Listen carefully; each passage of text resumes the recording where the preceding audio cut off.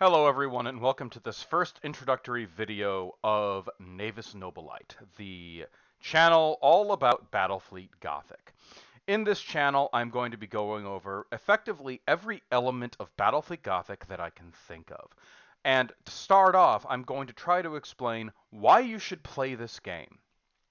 Battlefleet Gothic is space battles in the 41st millennium, as shown in the image that I'm using as my background.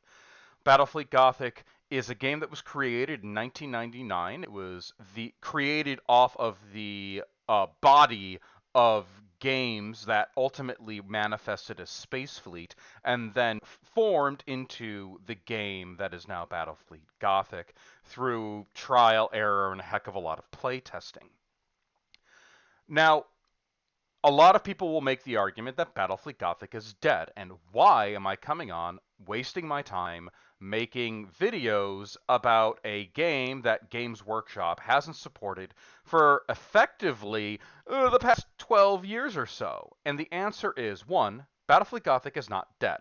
There are still several very large communities that actually have a significant amount of influence. In fact, the very popular Battlefleet Gothic games that appeared on Steam a couple of years ago were heavily influenced by the French Battlefleet Gothic community. Many of the new ships that appeared in that game were creations of the French BFG community. Now, Battlefleet Gothic is also undergoing a sort of renaissance right now. There is an enormous amount of fan activity creating so much content that it's actually reasonably safe to argue that we have created more content for Battlefleet Gothic than Games Workshop has at this point. Now, that's very important.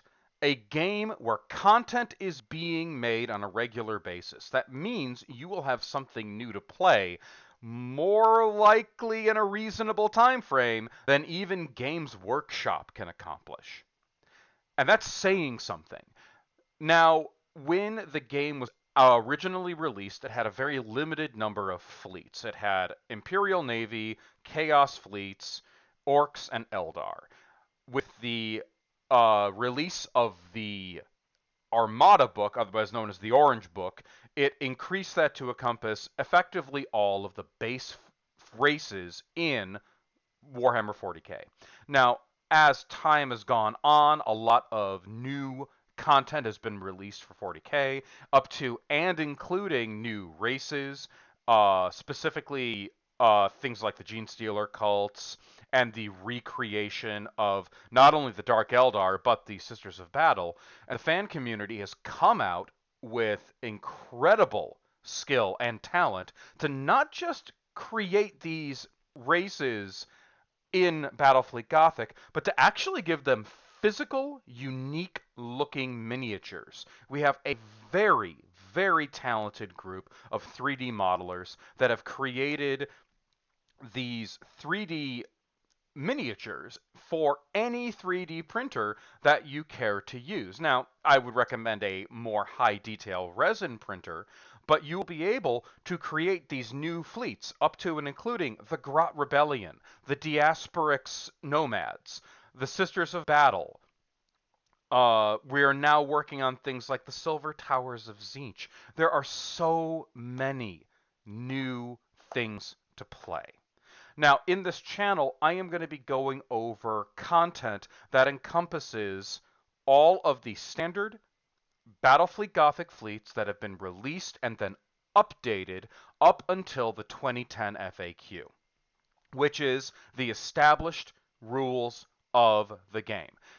Any other rule set is not official rules. So if you ever hear somebody say, "Hey, BFG 2020 is the official rule set," or Battlefleet Gothic XR is the new rule set, they are lying to you.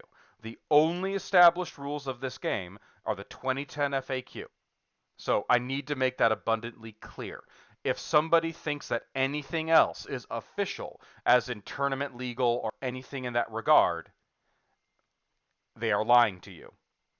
So, the first videos that I'm going to be going over in this channel are about individual ships and individual fleets and describing how they are used, the best use of them, and why they fit within the individual meta of their fleet. Now, there are going to be a lot of videos, and there are going to be a lot of ships that I'm going to have to go through. So please bear in mind that I'm not going to be able to get to your favorite ship right away unless your favorite ship happens to be the Lunar Cruiser, which will be the very first video that I will be making as I go over the incredibly diverse fleets of the Imperial Navy. But eventually, over the course of a significant amount of time, I will be going over each individual ship and each individual fleet and describing how they are to be used, how they are to function, and why each ship functions within it.